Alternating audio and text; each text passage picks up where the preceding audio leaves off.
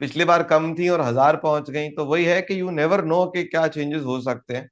But sir जैसे और मैंने उसमें देखा पंजाब नेशनल बैंक, तो सर मैं बहुत जोर से चिल्ला रहा था, बहुत जोर से। सारे घर वाले आ गए थे और फिर पूछने लगे कि क्या हुआ उन्होंने क्या कहा कि हुआ। कि अगर मैंने मैम राइट हैंड साइड पे बैठे रहते कॉर्नर पे, तो आप किसको विश करते?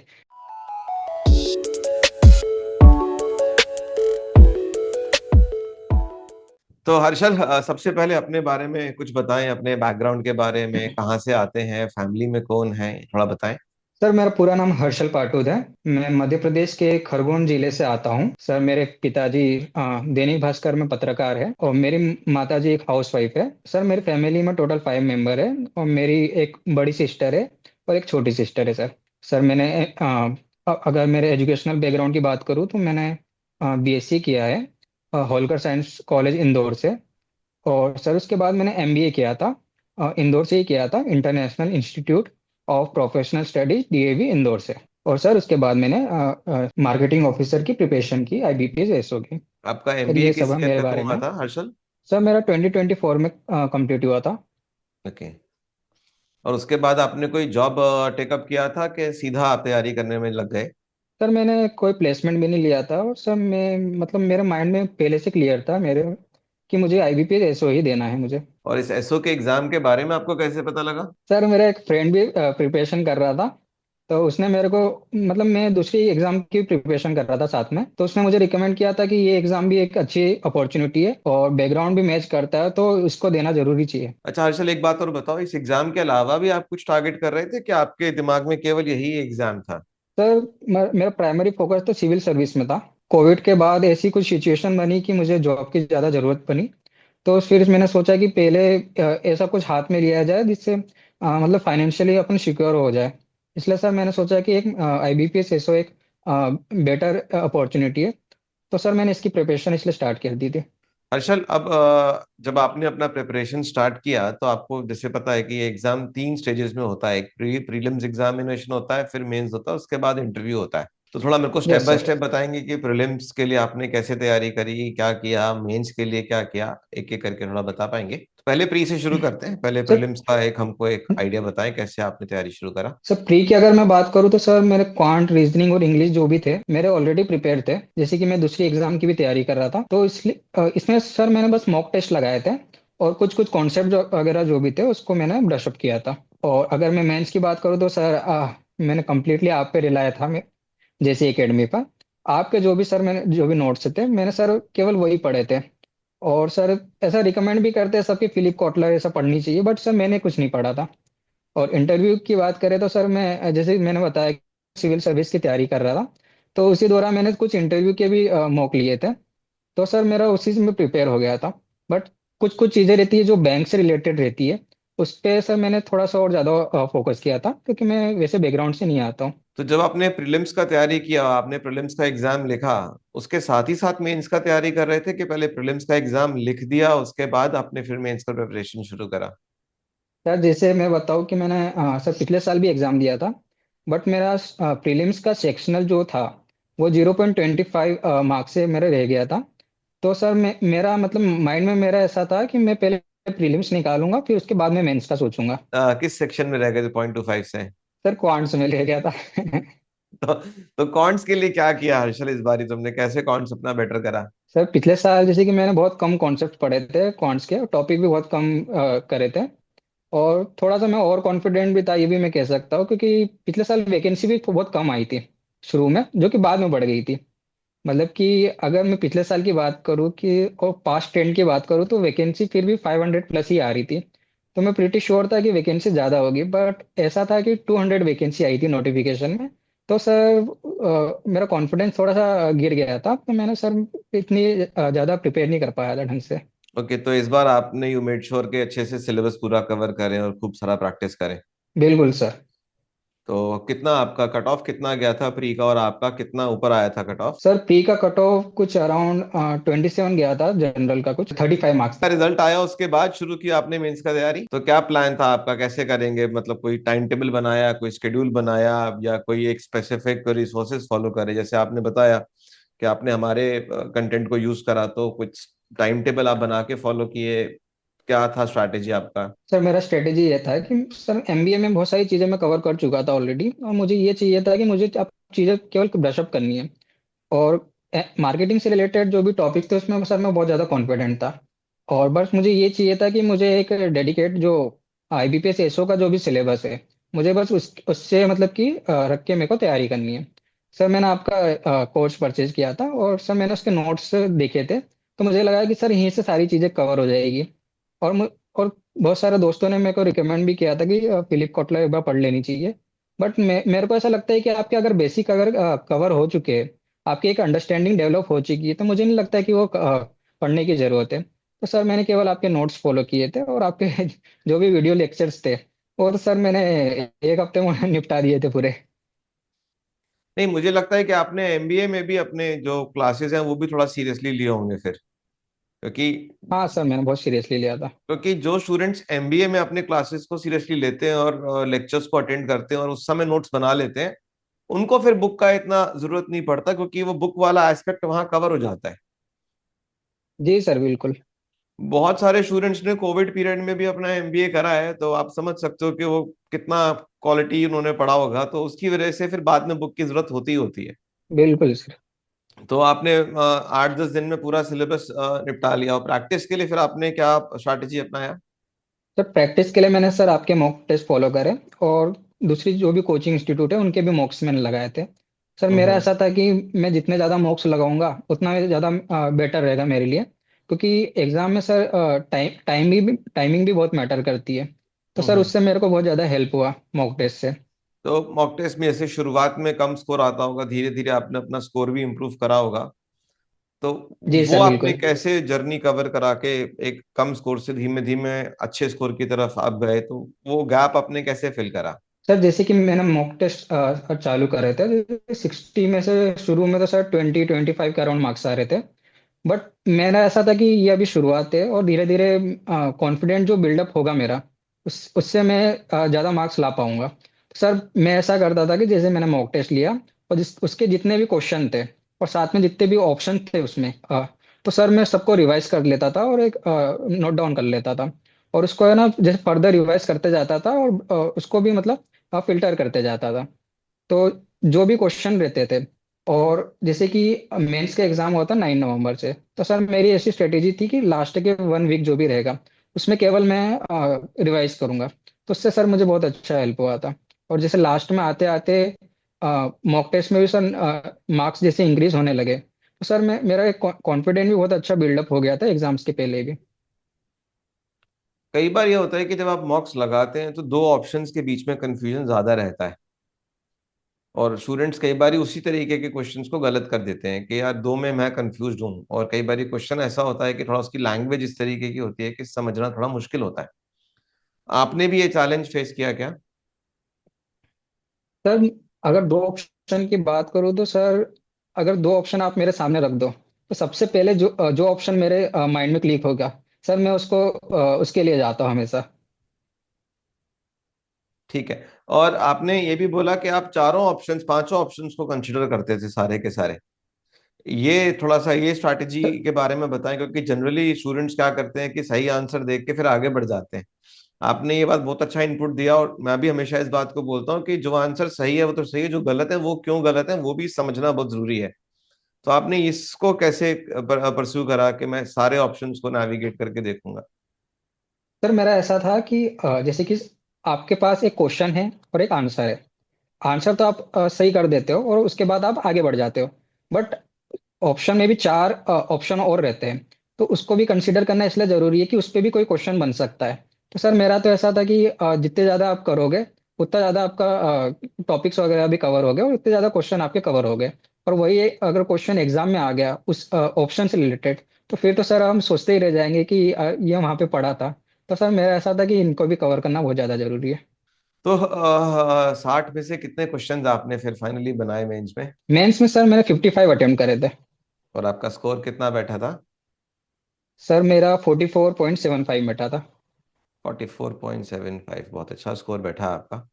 तो जब आप मेंस का एग्जाम दे रहे थे तो उस समय कोई स्ट्रैटेजी आपने फॉलो करा कि किसी क्वेश्चन पे इतना टाइम बिताएंगे या कंफ्यूजिंग ऑप्शंस को पिक करेंगे नहीं करेंगे, क्या स्ट्रैटेजी था आपका? सर जब मैंने मेंस दिया था स्टार्टिंग के कुछ 10 क्वेश्चंस थे, तो सर इतना मुझे समझ नहीं पड़ रही थी उसमें, और टाइम भी बहुत जा रहा था उसमें, मैंने ज़्यादा टाइम दे दिया था। पर जैसे जैसे फर्दर मैं जाता रहा करता रहा, तो सर मुझे लगा कि अब पीछे भी देखना चाहिए। और ऐसा था सर, मैंने पहले स्ट्रेटेजी बना ली थी। जैसे 60 क्वेश्चन है तो 30 क्वेश्चन मुझे आ, शुरू के 20 मिनट्स में कवर करने हैं। तो सर जैसे 15 मिनट में लैग हो गया था, तो बाकी 5 मिनट में मैंने कवर कर लिए थे सारे। और आखिरी में भी सर मेरे पास तकरीबन 7 से 8 मिनट बच गए थे। और उसमें मैंने सारी चीज़ों को एक बार वापस से रिकंसिडर कर लिया था। तो उससे सर मेरे को ज़्यादा हेल्प हुई थी। तो जब एग्जाम लिख के बाहर निकले तो कितना कॉन्फिडेंट थे कि स्कोर अच्छा आ ही जाएगा, मैंने 55 अटेम्प्ट करे, ज्यादा गलत तो नहीं होनी चाहिए? सर मैं सही बताऊँ, मैं इतना कॉन्फिडेंट नहीं था कि इतने मार्क्स आ जाएंगे। सर जैसे प्रीवियस कट ऑफ की अगर हम देखें, तो मैं मतलब इतना श्योर था कि 30 के ऊपर मार्क्स मेरे आ जाएंगे। और जैसे कि मैं घर भी गया था, तो मैंने सारे ऑप्शन वगैरह देखे थे, सारे देखे थे मैंने कि ये क्या सही है क्या गलत है। तब भी मुझे लग रहा था कि अब 35 प्लस आ सकता है। बट सर कुछ कुछ ऐसे क्वेश्चन थे, 7 से 8 क्वेश्चन, उसमें मैं इतना श्योर नहीं था कि ये सही हो भी सकती है कि नहीं। बट जैसे रिजल्ट आया तो फिर तो गॉड ग्रेस। जो आप प्रैक्टिस करते हो ना एग्जाम के पहले, वो आपको एकदम सेट कर देता है, एकदम टेम्पो आपका, कि अगर आप एग्जाम में जाएंगे तो आपकी out of habit, out of practice, out of repetitive effort वो चीज आपको फिर आने लगती है। हमको लगता जरूर है कि हमने शायद सही आंसर नहीं लगाया, बट वो प्रोसेस हम इतनी बार कर चुके होते हो कि अल्टीमेटली अगर हम 10 क्वेश्चंस में श्योर नहीं है, लेकिन हमने पीछे मेहनत करी हुई है बहुत सारी, खूब प्रैक्टिस किया है, तो 10 में से काफी सारे क्वेश्चन फिर हमारे सही निकलते हैं। जी सर, हमारा सबकॉन्शियस माइंड हमको रेडी कर देता है उस चीज के लिए। बिल्कुल। और प्रैक्टिस मुझे लगता है बहुत इंपॉर्टेंट रोल प्ले करता है। कई बच्चे तैयारी बहुत करते हैं, नोट्स बहुत लगाते हैं, लेकिन सफिशिएंट प्रैक्टिस नहीं करते मॉक से। तो वो ये चैलेंज बिल्कुल फेस करते हैं एग्जामिनेशन वाले दिन के, कैसे हम आगे बढ़े, नेविगेट करें क्वेश्चंस को। Yes sir. तो जी मेंस हो गया, अब रिजल्ट भी आ गया, और इंटरव्यू की थोड़ी चर्चा कर ली जाए। तो इंटरव्यू का आपने क्या अप्रोच रखा? जैसे कि आपने बताया कि आप एक एस्पिरेंट हैं सिविल सर्विसेज के भी, तो आपको एक बेसिक अंडरस्टैंडिंग तो होगा ही कि इंटरव्यू किस तरीके से होता है, क्या पूछा जाता है। तो इंटरव्यू के लिए कोई स्पेसिफिक आपने स्ट्रैटेजी अपनाया प्रिपेयर करने के लिए, तो बताएं। सर इंटरव्यू के लिए मैंने सर 3 पार्ट में पढ़ाई करी थी। सबसे पहले तो मेरा जो भी पर्सनल इंफॉर्मेशन है मुझसे रिलेटेड, मेरे बैकग्राउंड से रिलेटेड, उस पर सर जितने भी क्वेश्चन बन सकते हैं उस पर मैंने सारा प्रिपेयर किया था। सेकंड, मार्केटिंग डोमेन में जितना भी रहेगा उसको कवर किया था। थर्ड में जो बैंकिंग नॉलेज है और जितना भी करंट अफेयर्स में अभी जितनी भी न्यूज़ वगैरह चल रही है, बैंक से रिलेटेड भी, फाइनेंशियल सिस्टम से रिलेटेड, आरबीआई हो गया, और बेसिक जो भी करंट अफेयर्स में जो भी चल रहा था, जैसे कि उस समय अरावली का जो भी बहुत हॉट टॉपिक था, ऐसे हॉट टॉपिक भी सर मैंने बहुत सारे कवर किए थे। और और नेक्स्ट अगर मैं बात करूँ तो ड्रेसिंग से रिलेटेड जो भी जितना भी था उस पर भी मैंने बहुत अच्छा ध्यान दिया था। और सर ये सब चीज़ें मेरे को इंटरव्यू में बहुत अच्छे से हेल्प हुई थी। तो क्या क्वेश्चंस आपसे पूछे गए और किस तरीके से आपने उनके आंसर्स दिए? एक चीज़ मेरे माइंड में पहले से था कि मैं जैसे ही इंटरव्यू रूम के अंदर जाऊंगा, सबसे पहले मैम को विश करूंगा। और मेरा जैसे कि इंटरव्यू भोपाल में हुआ था, और जैसे ही सर मैं एंटर हुआ तो मैम जो थे मतलब कि अपनी कॉपी में देख रहे थे। तो सर पहले मेरा ऐसा था कि मैम को ग्रीट करूंगा, बट हुआ यूं कि मैम मेरी तरफ देख नहीं रहे थे। तो मैंने थोड़ी सी ऊंची आवाज में करके बोला था कि गुड मॉर्निंग मैम। तो सारे पैनल वाले मुझे देखने लगे, फिर मैंने सारे पैनल वालों को भी विश किया। और फिर सर उन्होंने मुझे बैठने को कहा, और सबसे पहले उनका क्वेश्चन यही था कि आपने सबसे पहले मैम को क्यों विश किया। तो सर मैंने कहा कि मैम सबसे पहले बैठे थे और लेफ्ट हैंड साइड पे बैठे थे। तो सर मैंने सबसे पहले उनको विश किया। फिर सर उन्होंने कहा कि अगर मैम राइट हैंड साइड पे बैठे रहते कॉर्नर पे तो आप किसको विश करते। तो सर पता नहीं क्या हुआ कि मैंने जस्ट मैंने कह दिया था कि तो भी मैं मैम को विश करता। तो सर पूरे इंटरव्यू पैनल वाले हंसने लगे थे। और फिर जो भी मेंबर थे उन्होंने मुझसे कहा था कि बाहर किसी को बताना मत कि +2 मार्क्स दिए जा रहे हैं मैम को जो भी विश कर रहा है। तो सर मतलब एक बहुत अच्छा माहौल क्रिएट हो गया था वहाँ पे। फिर धीरे धीरे चला इंटरव्यू। फिर उन्होंने मार्केटिंग से रिलेटेड भी कुछ क्वेश्चन पूछे थे। और ज़्यादातर मेरे जो पर्सनल जो भी मेरे इंटर्नशिप थी और मेरा जो बैकग्राउंड था उससे रिलेटेड सर ज़्यादा क्वेश्चन मुझसे पूछे गए थे। तो ऐसे कोई क्वेश्चन जिसमें आप आंसर ना दे पाए हो या गलती से आंसर दे दिया हो, ऐसा भी कुछ हुआ आपसे? सर उन्होंने मुझसे एक क्वेश्चन पूछा था कि आप कहाँ रहते हो, तो मैंने बताया था कि खरगोन जिले का रहने वाला हूँ। तो सर वो इतने अवेयर थे कि उन्होंने ये भी पूछा था कि गवर्नर आपके इधर आए थे तो किस पर्पस के लिए आए थे। तो सर वो मुझे ये पता था कि गवर्नर आए, पर मुझे ये नहीं पता था कि किस पर्पस के लिए आए थे। तो सर बस मैं ये वाला जवाब नहीं दे पाया था। ओके, और बाकी जो मार्केटिंग से रिलेटेड कुछ क्वेश्चन पूछे उन्होंने? हाँ सर, मार्केटिंग से रिलेटेड एक क्वेश्चन उन्होंने पूछा था, कुछ लीड कन्वर्जन से रिलेटेड था। कोई सिचुएशनल क्वेश्चन भी आपसे पूछा था कि अगर आपको इस सिचुएशन में डाल दें या ऐसा कुछ आपके संग हो तो आप कैसे हैंडल करेंगे? सर जैसे लास्ट में एक सर ने क्वेश्चन पूछा था मेरे हॉबी से रिलेटेड पूछा था कि आपकी हॉबी हॉबी, जैसे मैंने उनको बताया था कि ट्रेवलिंग है, तो उन्होंने मतलब कि थोड़ा सा वो मुझे गुस्सा दिलाने की कोशिश कर रहे थे कि अगर आपकी हॉबी ट्रेवलिंग है, ठीक है, फिर मैं मतलब अज्यूम कर रहा है कि आपको स्विमिंग स्विमिंग भी आती होगी। सर मैंने कहा था कि स्विमिंग मुझे नहीं आती है। तो सर उन्होंने कहा कि अगर हमने आपको ऐसी जगह पे भेज दिया कि जहाँ पर ज्यादा ज्यादा पानी होगा तो आप तो डूब के मर जाओगे वहां पे। सर सारे इंटरव्यू देने वाले हंसने लगे। तो सर फिर मैंने पता नहीं कैसे हुआ कि मेरे अंदर से एक जवाब निकला कि सर अगर आप मुझे ऐसी जगह पे भेजोगे जहाँ पर स्विमिंग की जरूरत होगी, सर पहले ही मैं सीख के चले जाऊंगा। तो सर बाकी जब जितने भी पैनल थे उनको ये जवाब मेरा अच्छा लगा था। तो ये प्रेजेंस ऑफ माइंड है, कई बार आप किस क्वेश्चन को किस तरीके से फेस करते हैं, ये कॉन्फिडेंस भी बिल्कुल देखा जाता है। तो आपका इंटरव्यू में कितना स्कोर बना 20 में से? सर मेरा कुछ अराउंड 14 to 15 मार्क्स कुछ बना था। चलो बहुत अच्छा। और फाइनल स्कोर आपका क्या रहा हर्षल, अगर याद हो तो? और सर 74 के अराउंड कुछ था। तो बहुत अच्छा स्कोर है। तो हर्षल, आपका जर्नी हमारे संग मेंस के लिए मेजरली रहा। हम ये भी जानने में इच्छुक हैं कि हमने जेसी एकेडमी बहुत सारे चीज़ें प्रोवाइड करता है, क्लासेस होती हैं हमारी, नोट्स होते हैं हमारे साथ में, हम लोग मॉक टेस्ट भी देते हैं, इंटरव्यू में भी कई बार बच्चों के मॉक्स लेते हैं। तो हमारा जो भी हम लोग रिसोर्सेज देते हैं उसमें सबसे ज्यादा यूजफुल आपको क्या लगा, और कहाँ आपको लगता है कि हम और इम्प्रूव कर सकते हैं, दोनों बताइए। सर मुझे लगता है कि सबसे ज़्यादा यूजफुल तो सर नोट्स रहे थे। जैसे कि मैंने बताया कि मैंने कोई बुक वगैरह कोई फॉलो नहीं किया था, जो भी नोट्स था मैंने सर केवल उसी की पढ़ाई करी थी। और जो भी मॉक टेस्ट था उसका भी जो भी कंटेंट था उसको मैंने स्टडी किया था। और सर मुझे लगता है कि जैसे कि अब एग्ज़ाम कुछ ज़्यादा डिफिकल्ट होने वाला है। और मुझे लगता है कि नेक्स्ट ईयर अब पता नहीं कि कितनी वैकेंसी आएगी। जो मॉक टेस्ट है उसमें से थोड़ा इम्प्रूवमेंट किया जा सकता है, क्योंकि इस साल की अगर मैं बात करूँ जो चैलेंजर मॉक टेस्ट थे तो सर वो थोड़ा ज़्यादा डिफिकल्टी जो लेवल था वो थोड़ा ज़्यादा था। और सर मुझे लगता है कि थोड़ा सा और मॉक टेस्ट के नंबर शायद कुछ बढ़ जाते तो ज़्यादा अच्छा रहता। ये हमारी टीम काम कर रही है इस पर, हर साल हम कुछ मॉक्स और कुछ क्वेश्चन ऐड करते ही करते हैं। इस बार भी हम लोग डिफाइन हम लोगों ने आइडेंटिफाई करे हैं कुछ टॉपिक्स जिसके अराउंड हम क्वेश्चंस भी ऐड करेंगे और मॉक्स भी ऐड करेंगे। तो ये फीडबैक आपका बिल्कुल एकदम अप्रोप्रिएट है, और प्रैक्टिस के लिए we will increase more questions and mocks. Thank you for this feedback, will surely be working on this. और हर्षल, थैंक यू घर सर। में माहौल कैसा है, सब कैसे हैं, खुशी है, क्या है? सर बहुत खुश है। जैसे कि मेरा रिजल्ट जिस दिन आया था, सुबह से पता तो चल गया था कि रिजल्ट आने वाला है। और मतलब ग्रुप वगैरह में खोल रहा था, अगर मैं अपने उस मोमेंट की अगर मैं बात करूं तो जैसे ही रिजल्ट आया था तो ग्रुप में मैसेजेस चालू हो गए थे। और अगर मैं अपनी बात करूं तो मुझे ऐसा लग रहा था कि मेरा 72 के अराउंड कुछ स्कोर बनेगा। और जैसे कि मैं रिजल्ट ओपन कर रहा था और उसी समय एक मैसेज पॉपअप हुआ था नोटिफिकेशन में कि 72.67 के अराउंड कुछ नंबर थे एक कैंडिडेट के, पर उसका ओबीसी से था लेकिन उसका सिलेक्शन नहीं हुआ था। और सर मैं उस समय घबरा गया था कि मेरे तो 72 के अराउंड आ रहे हैं और इससे ज़्यादा तो मतलब मैक्सिमम स्कोर में प्रेडिक्ट कर रहा था। बट जैसे ही मैंने सर रिजल्ट ओपन किया और सर सबसे पहले जैसे कि प्री और मेंस की अगर मैं बात करूँ तो उसमें कॉन्ग्रेचुलेशन ऐसे करके मैसेज आता था। तो बट ऐसा कोई उसमें लिखा नहीं था। और फिर सर मैं पूरा पढ़ा, बट सर जैसे मैंने उसमें देखा पंजाब नेशनल बैंक, तो सर मैं बहुत जोर से चिल्ला रहा था, बहुत जोर से। फिर सर सब पूरे घर वाले ऊपर आ गए थे, जैसे मैं ऊपर के रूम में रहता हूँ तो सारे घर वाले आ गए थे और फिर पूछने लगे कि क्या हुआ क्या हुआ। फिर मैंने सर बताया कि हो गया, और सब बहुत खुश थे। चलो बहुत अच्छे।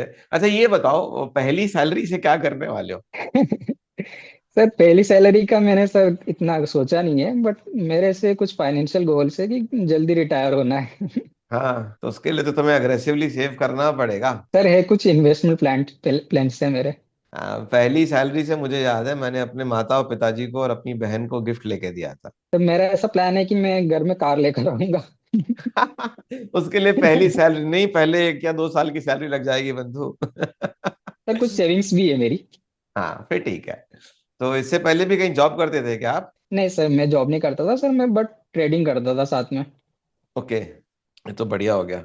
चलो, बहुत अच्छा, तुमसे बात करके बड़ा अच्छा लगा, और ईश्वर करे कि जल्दी जल्दी तुम्हारी ज्वाइनिंग आए, बढ़िया जगह जाओ, अच्छी ब्रांच में, और बहुत आगे बढ़ो। और मम्मी मम्मी पापा को भी घर में मेरी तरफ से बधाइयाँ देना। और कुछ कहना चाहते हो, और कुछ किसी को आगे आने वाले बच्चों को टिप्स देना चाहते हो, जॉब के बारे में बताना चाहते हो, प्रिपरेशन के बारे में, जो भी तुम्हारे मन में हो बोलना चाहते हो तो बोल सकते हो। सर मैं अब ये कहना चाहूंगा कि जैसे कि आप वैकेंसी का कुछ कहना नहीं है कि कितनी आ सकती है कितनी नहीं। बट सर अगर आप स्टूडेंट्स अगर कोई भी तैयारी करना चाहता है तो वैकेंसी के ऊपर मत जाइए। जैसे कि मेरा अगर पिछले साल का एक्सपीरियंस ऐसा था कि 200 वैकेंसी आई थी, बट उसके बाद मैंने तैयारी इतनी जोरों शोरों से नहीं की थी, और उसके बाद वैकेंसी बढ़ गई थी। तो अगर आपको तैयारी करनी है तो आप केवल तैयारी पे फोकस कीजिए, वैकेंसी पे बिल्कुल फोकस मत कीजिए। और जैसे कि मैंने अगर मैं बताऊँ तो आप बिल्कुल मॉक टेस्ट जो भी है लगाते रहे, और उसका एनालिसिस भी करते रहे, और जितने भी मैंने बताया जैसे कि ऑप्शंस जितने भी है उसको भी अच्छे से स्टडी कीजिए। और बाकी डेस्टिनी तो है ही। हाँ, सही बात है, हम अपना एफर्ट तो बेस्ट डालें, फिर जो होना है वो होएगा ही, आपके लिए बढ़िया ही होगा जो भी होगा। साल की तो वैकेंसी 100 थी। इस साल तो पहले 350 थी, फिर घट के 110 हो गई, हाँ कुछ सर। पता ही नहीं चला क्या हो गया। पिछले बार उल्टा था, पिछली बार कम थी और 1000 पहुंच गई। तो वही है कि यू नेवर नो कि क्या चेंजेस हो सकते हैं। और आई थिंक जो हमारे हाथ में प्रिपरेशन और एफर्ट्स है, उसमें हमें कमी नहीं रखनी चाहिए। यस बाकी तो सर। देखो, जो चीज आसपास है वो चलता ही रहेगा उसका। जो चीज आपके कंट्रोल में नहीं है, आपके हाथ में नहीं है, उसका आप कुछ कर भी नहीं सकते। बिल्कुल सर। चलो, थैंक यू सो मच, आपको बहुत बहुत शुभकामनाएं, और जब ज्वाइनिंग हो जाए तो अपडेट देना हमको। और कोशिश करेंगे आपके शहर में आए तो बिल्कुल मुलाकात होगी। बिल्कुल सर। चलो, thank you sir. God bless you, take care, bye bye.